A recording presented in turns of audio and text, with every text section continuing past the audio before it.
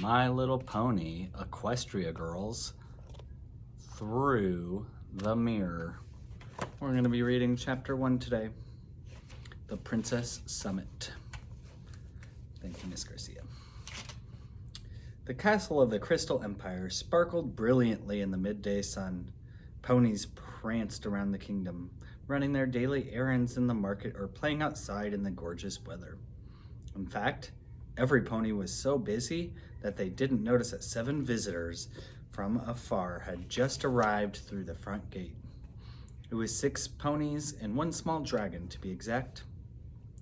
The recently crowned Princess Twilight Sparkle trotted along with her friends, pulling her suitcase behind her and taking in the dazzling scene. She loved visiting her brother's kingdom. This must have been her 4th or 5th visit so far. But for once, it wasn't because some pony needed saving. This time, Twilight was here for another reason, and of course, her best friend had insisted on being there to support her. Okay, and maybe to sample a few crystalberry tarts or check out the Equestria Games Stadium if there was time. Either way, it was comforting to have her best ponies there with her. Woo-wee! You're the very first Princess Summit. You must be over the moon, Twilight, exclaimed Applejack, turning to her royal friend. Twilight Sparkle had taken up the lead, as royal ponies were known to do.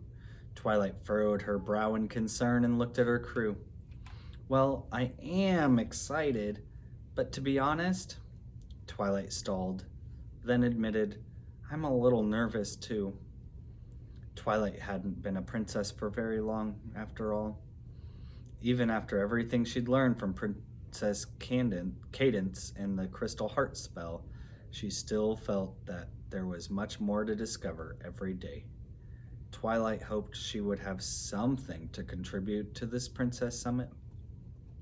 Pinkie Pie trotted up to join them, and a wide smile on her face and an extra bounce in her prance.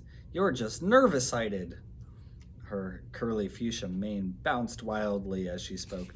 It's like you want to jump up and down and yell, "Yay, me!" She took a soaring leap into the air.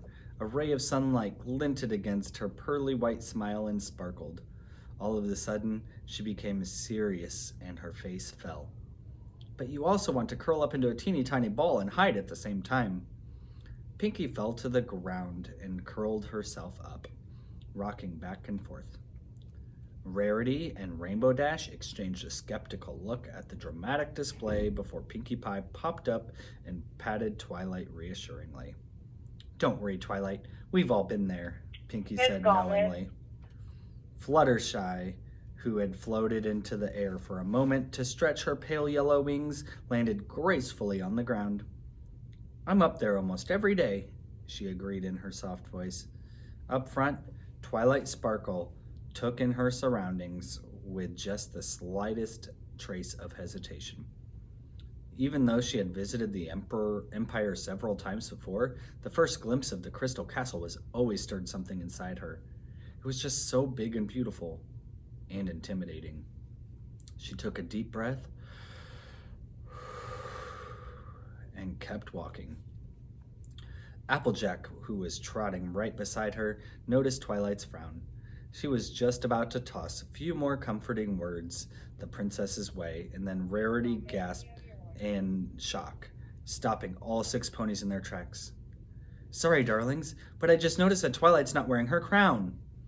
Rarity was always shocked that Twilight still felt self-conscious about wearing it. Don't worry, Rarity, Twilight assured her. It's safe here in my bag. But you're attending a Princess Summit. I'm telling you, if I had a gorgeous crown like that, I'd never take it off, Rarity exclaimed. Why, I'd sleep in the thing. As soon as Twilight and her friends entered the foyer of the Crystal Castle, her nerves began to melt away like ice cream on a warm summer day. The Empire was starting to feel a little bit more like a home away from home to her. Twilight attempted to hold her head high in order to give off an air of confidence to any pony who might be watching, but the sound of the royal trumpets suddenly blared through the castle. Twilight was startled by the loud racket and stumbled. Unfortunately, being a princess didn't automatically make a pony graceful. Oof! Twilight grunted as she braced herself on the chest of a handsome crystal royal guard with a bright blue mane. He leaned forward to help her regain her balance with a small smile on his face. Then he remembered his duty and immediately snapped back to attention in time to announce her arrival. Her Highness, Princess Twilight Sparkle! He projected his voice into the echoey crystal corridor. Twilight blushed a little more than usual at the attention, though she didn't know why. It's not like she even knew this particular royal guard pony. Nearby, Pinkie smiled wide with delight in all the pomp and circumstance. It just so happened that she loved pomp and also circumstance, but together, they were super duper fun. Suddenly, Princess Cadance, Princess Luna, Princess Celestia delicately trotted up to meet the 6 ponies and Spike. The ponies of the Crystal Royal Guard straightened themselves to appear even taller than before. Cadance smiled warmly. Her pink and purple mane cascaded into soft waves around her face, and she wore her own shimmering golden tiara so confidently it seemed like it was part of her. Maybe someday Twilight would too. Twilight, it's been so long since I've seen you. Cadance nuzzled her young sister-in-law. Princess Celestia stepped forward to join them, looking just as elegant and as regal as the young princesses. Her pastel mane and tail flowed behind her. We have so much to discuss, but it can wait until tomorrow. You all look tired from your journey. A quick glance at the pack of weary travelers was enough to confirm that she was right. Applejack, Rainbow Dash, and Fluttershy all had dark circles forming under their eyes. Rarity's mane was looking a bit frizzy, and Pinkie Pie had been twitching a little bit. But that could have been from excitement. It's hard to tell with her. The ponies nodded in agreement and happily accepted Celestia's invitation to make their way to the guest quarters of the castle. As they hoofed their way down the hallway, their eyelids drooped with heavy weight of sleep. Rarity was the only pony who remained alert, but that was just because she couldn't help but gawk at every gem and crystal encrusted in the archways and window frames. It was the type of decor she'd always envisioned for herself living with. It was really too bad that the friends were all either too dazzled or sleepy to notice that some pony was nearby. Some pony who was hiding in the shadows and watching their every move. Some pony who wanted to remain hidden. Being the pony she was, Twilight couldn't go back to sleep until all her belongings were unpacked and stowed away safely at the appropriate places. There had to be a certain order to things, whether she was at home in Ponyville or not. Routines helped her feel like the same old Twilight she'd always been. Twilight's purple unicorn horn glowed as she used her magic to put each item from her suitcase, folded in a drawer, hung in the wardrobe, or placed on the bookshelf. She'd only packed a couple of books. Spike watched with mild interest, his attention being tested by the abundance of jewels everywhere. His gem-hoarding dragon instincts were starting to take over.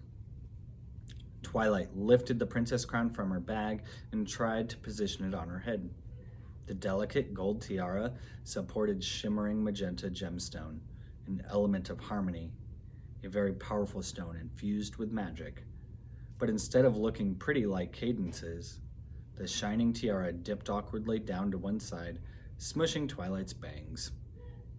One look at her reflection confirmed Twilight's anxieties.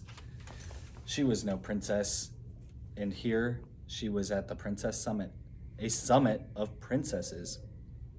What's wrong, Twilight? Asked Spike, suddenly snapping out of his daydream about peanut butter and jewelry sandwich. The crown slipped a little further down Twilight's face. It was no use. It floated off her head, and she just used her horn to magically put it down gently on the table. I'm just worried, I guess. Princess Cadance was given the Crystal Empire to rule over.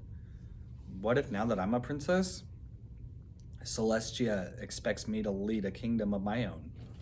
Twilight stared at the crown, sitting lonely on a small, ornate table by her bed. Spike marveled at the idea of his Twilight running a kingdom. Maybe she'd make him into some royal advisor, or better yet, Jewel Commissioner. That would be awesome! Twilight frowned. No, it wouldn't. She began to pace around. Just because I have this crown and new wings, it doesn't mean I'd be a good leader. Sure you would, Spike said, using his last ounce of energy to cheer up his best friend. A wave of exhaustion washed over him. Now come on.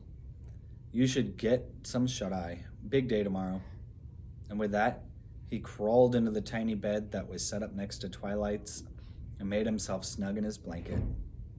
A short moment later, he was fast asleep, sucking on his claw. It wasn't so easy for the new princess, however. She was absolutely desperate to find a comfortable position in which to rest her new wings. For the next 10 minutes, she squirmed and stretched. She rolled and reached. She wiggled and wormed. Twilight had never realized how much work the feathery things could be. As she twisted around in her bed, Twilight made a mental note to discuss optimal wing sleeping positions with Fluttershy and Rainbow Dash in the morning. Finally, she found a good spot. That's better, she thought, closing her eyes at last. Spring! Suddenly, her left wing popped out of the covers. Twilight sighed heavily. Apparently, there were a lot of things about her new life that were going to take some getting used to. Summits, wings, and crowns were only the start. But hey, at least she didn't have to sleep in her crown.